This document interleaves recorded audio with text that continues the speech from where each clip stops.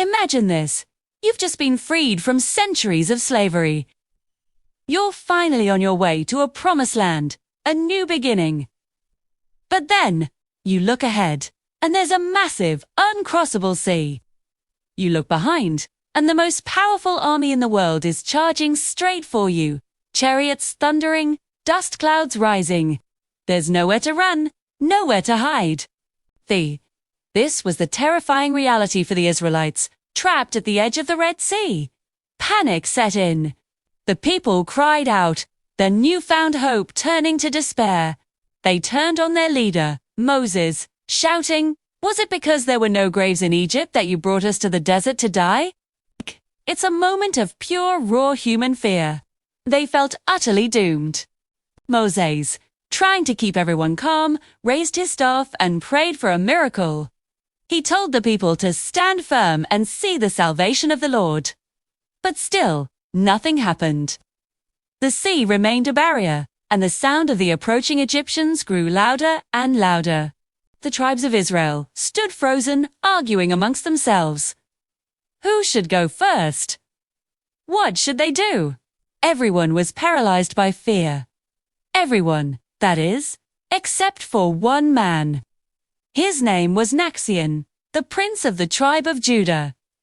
While everyone else was debating and despairing, Nachshon did something extraordinary. He didn't wait for a sign. He didn't wait for permission. He simply started walking. He walked straight towards the churning waves of the Red Sea. The water lapped at his ankles, then his knees, then his waist. The other Israelites watched in stunned silence. Was he crazy? What was he doing? But Nachshon kept going, his eyes fixed forward, his faith unwavering. The water rose higher and higher, reaching his shoulders, then his neck. Still, he pushed on. Finally, the water was up to his nostrils, and he was about to be completely submerged.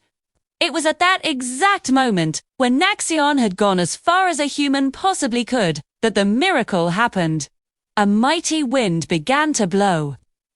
The waters of the Red Sea didn't just recede. They split apart, piling up into two towering walls of water on either side.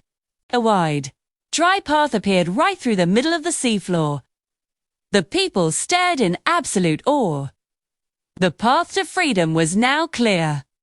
Following Nachshon's courageous lead, the Israelites rushed onto the dry seabed. Men, women, children, and all their livestock hurried across, with liquid walls held back on their right and their left. They made it safely to the other side, just as the Egyptian army, led by the Pharaoh himself, charged into the sea path in hot pursuit. They were confident they could catch them. But once the last Israelite had set foot on the opposite shore, Moses stretched his hand out over the sea again. The walls of water came crashing down. The entire Egyptian army, their chariots, their horsemen, their soldiers, was instantly engulfed by the sea. Not a single one of them survived. The threat was gone, completely and utterly. On the other side, the Israelites watched as the waves washed their former captors away. Their fear turned into relief, then into overwhelming joy and gratitude. This story isn't just about a sea parting, too. It's about the power of one person's faith and courage to inspire a nation. Nachshon didn't wait for the miracle. His action was the catalyst for the miracle. He teaches us that sometimes you have to take that first step into the water, trusting that a path will be made for you.